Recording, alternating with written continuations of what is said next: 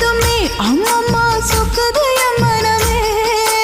எண்ணிக்க நீ கணக்க வாங்கியத திருப்பி நீ கொடுக்க. நீ ஒண்ணா தந்தத பத்தா திருப்பி நிச்சயம் நான் தருவேன்.